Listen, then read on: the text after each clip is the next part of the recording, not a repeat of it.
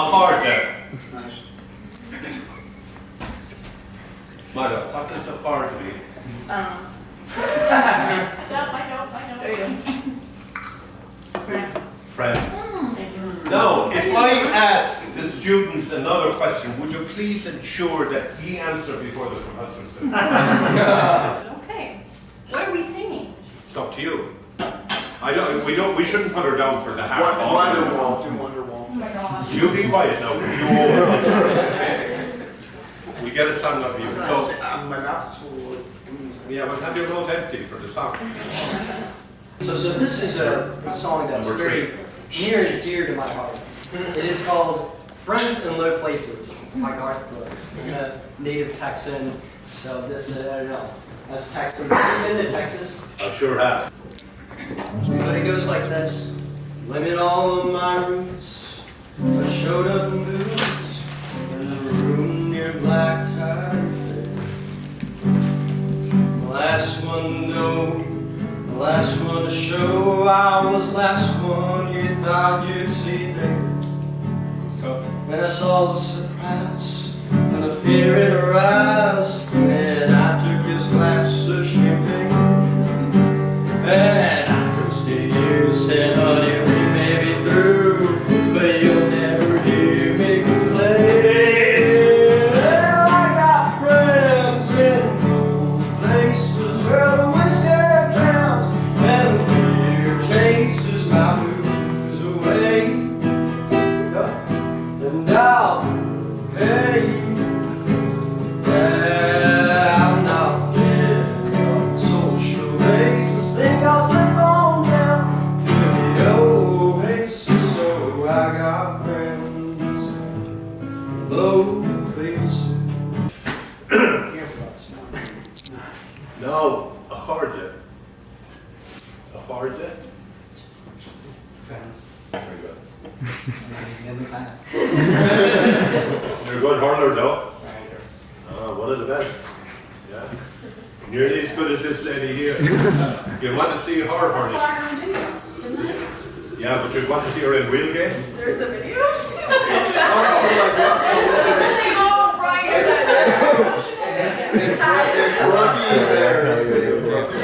It's very funny. But you know, one of the memories I take back home with me is a phone, beautiful phone that we had at the last occasion we were here. That's the occasion that Dr. Paxton here performed brilliantly on 3 phases of Irish history. And with a young man that night that stole the show. So could we have you out here to stand right here, Michael? I can do that. And we'd love to hear the poem. And do you want to give an intro to the poem? Sure. You know, I'll have to add to it as well. Oh yeah, I should hope so. Okay. It's inauthentic if it's just me. Yeah. So the song is called Requiem for the Crappies. The poem is called Requiem for the Crappies. It's by Seamus Heaney, and it is about the Battle of Vinegar Hill from the 1798 rebellion. And it was a pretty decisive battle. A lot of people died on the Catholic side. But just to add to that, the 1798 rebellion was known as the Year of the French. And it wasn't just a skirmish, it was a fight all over Ireland, in every community, women and men, you know. I think that was the first time the term crappies was used, unless I'm wrong. Crop the head, crop the hair, so that you were known as a rebel. Yeah. And of course women joined as much as men in the fight. The crappies refers to the French Republican hairstyle because the rebels were following in the footsteps of the French Revolution.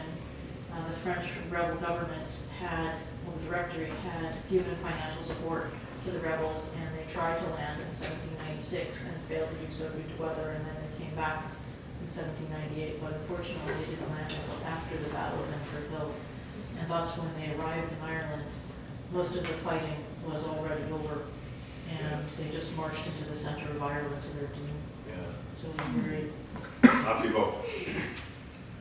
Requiem for the Crappies by Seamus Heaney. The pockets of our greatcoats full of barley. No kitchens on the run, no striking camp. We moved quick and sudden in our own country. The priest lay behind ditches with the tramp. A people hardly marching on the hike. We found new tactics happening each day. We'd cut through reins and rider with the pike and stampede cattle into infantry, then retreat through hedges where cavalry must be thrown. Until, on Vinegar Hill, the final conclave, terraced thousands died, shaking scythes at cannon. The hillside blushed, soaked in our broken wave. They buried us without shroud or coffin. In August, the barley grew up out of the grave.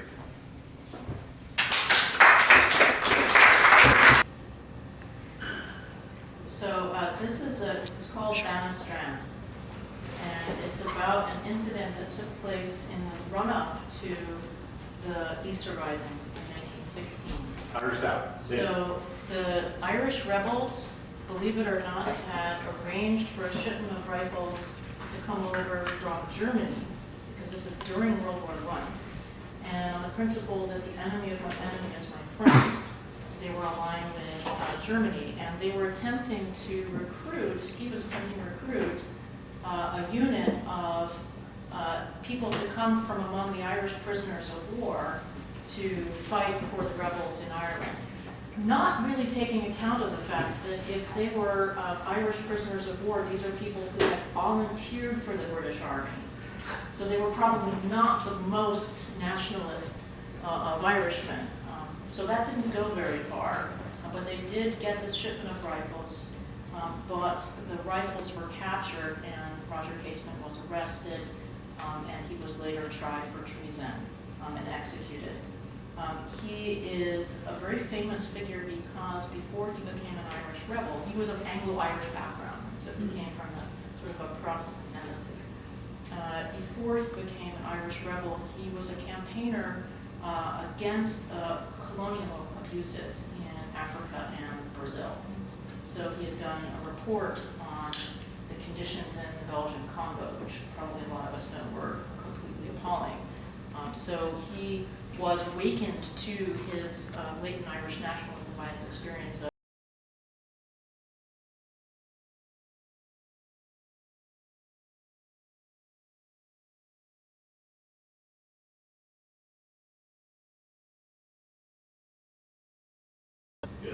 Can I add just a tiny bit? That in 1966, he was re-interned, or what's the right word? Interned, sorry. Yeah. Good to have such learned people beside me. But re-interned in Ireland. And as a, should I lie about my age? Yes. A 9-year-old.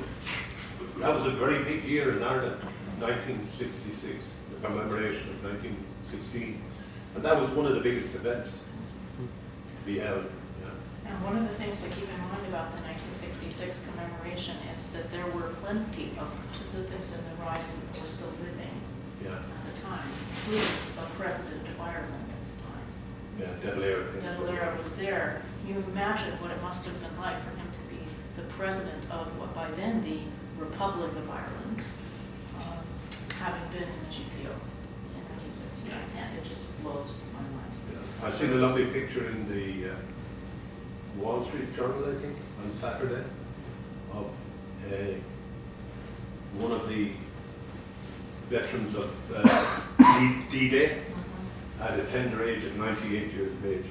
And I'm told there was another guy there that was 102. Goodness gracious. And they had the two D-Day darlings on either side giving them a kiss. Of their photo.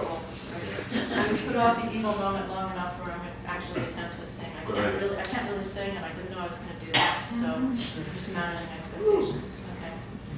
Was on Good Friday morning, early in the month of May, a German ship was signaling beyond there in the bay. We had 20,000 rifles all ready for to land, but no monstrous signal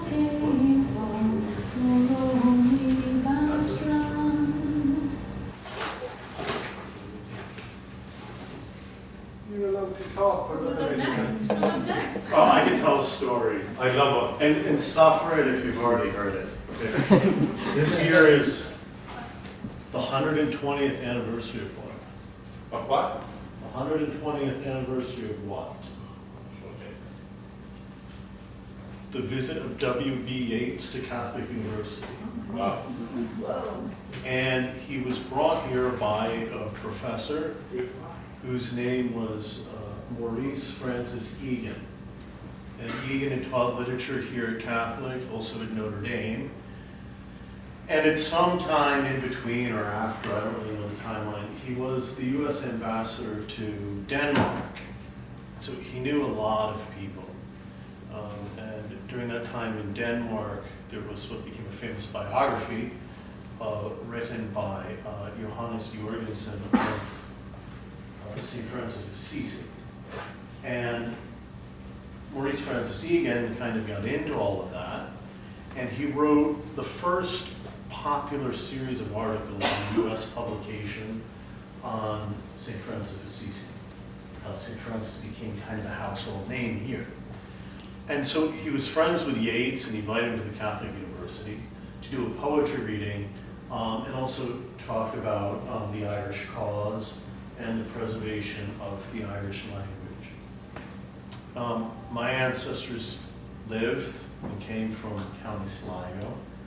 My last name is Dyer. And this past year, it was Patrick Dyer and 3 other Sligo men were honored for having taken part of a mutiny. They'd been in the British Navy and they were serving in India, and they mutinied because they didn't like the British treatment of the Indian people. So after Yeats was here, Professor Egan said, "Let me take you to see my friend Theodore Roosevelt." So off they went to the White House, and Yeats was very quiet, kind of serious, and Teddy Roosevelt was, grinning like you would imagine. Had he the hat on? And I don't know, he had his safari hat on. And so, anyway, Yeats said to Roosevelt, "We have to think of the little people." And Roosevelt said, oh yes, we have to stand up for the smaller country. And Egan says, "No, Mr. President, he's talking about the fairies." Which he probably was. And the president kind of shocks us. "Have you ever seen a fairy?" And he said, "Yes." He said, "All Irishmen have, who go out and tend to the hay. And in the dusk, of course they've seen fairies." He said, "But they aren't like English fairies, tiny. They're giants, like the old gods returned."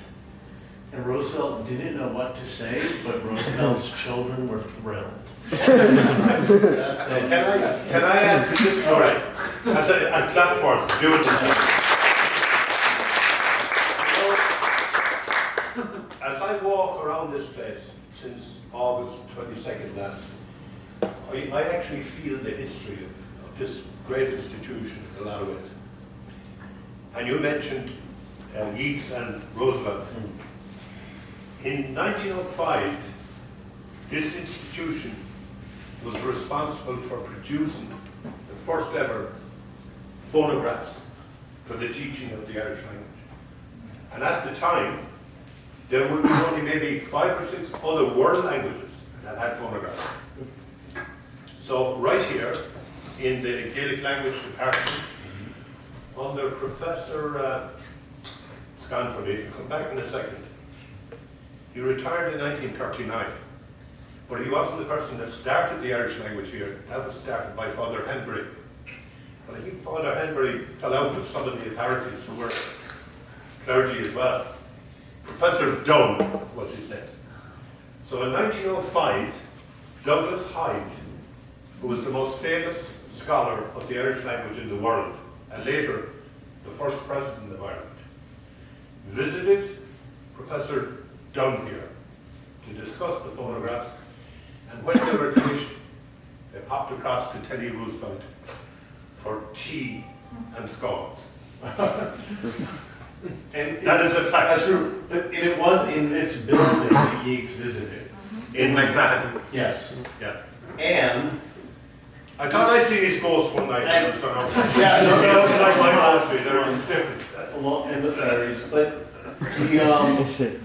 but this is also where Roosevelt rode his horse over to here to see the statue of Leo XIII.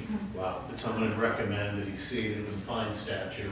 And so, you know, at that time, the city not being so built up, he being an accomplished military man, he could sneak out on the horse, get over here, and of course, some of the guys on campus, to their shock and horror, recognized who this was.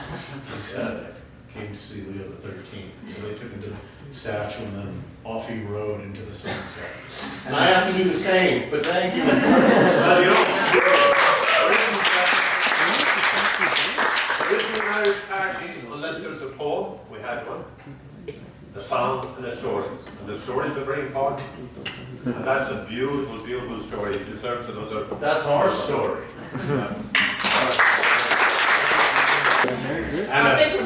Anna, the floor is yours. This is beautiful.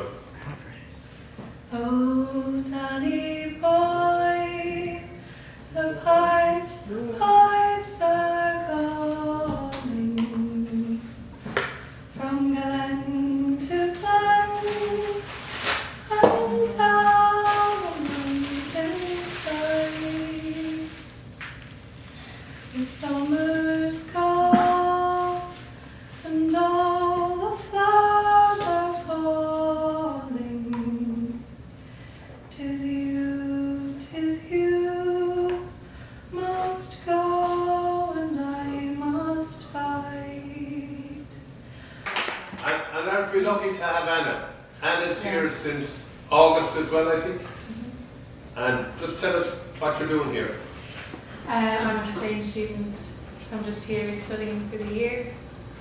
And yeah, And you're with how many more? there's 2 other Irish girls. Yeah. And they participated, 3 actually. Yeah, it's really good. 3, yeah. I live under the shade of a coolibah tree, and he sang as he watched and waited till his billy put. Come a waltzing Matilda with me, waltzing Matilda, waltzing Matilda, oh, come a waltzing Matilda with me. And he sang as he stood, come a waltzing Matilda with me. I heard a young girl calling, Michael, they are taking you away. Are you stone? for you stole to Bethany's corn, Song around. as you on. Prison ship lies waiting in the sea. Blow.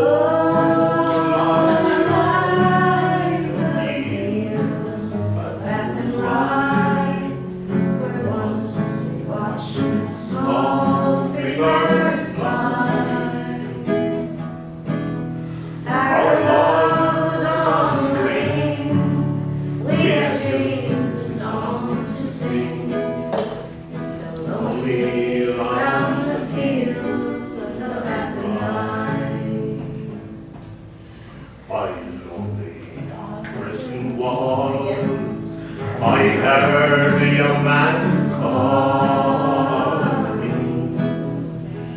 Nothing matters, Mary, now you're free.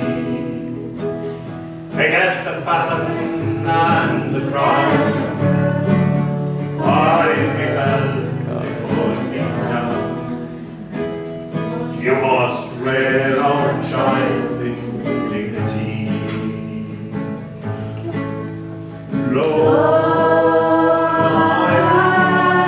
the fields, the rough and rye, where once we watched the small free birds fly.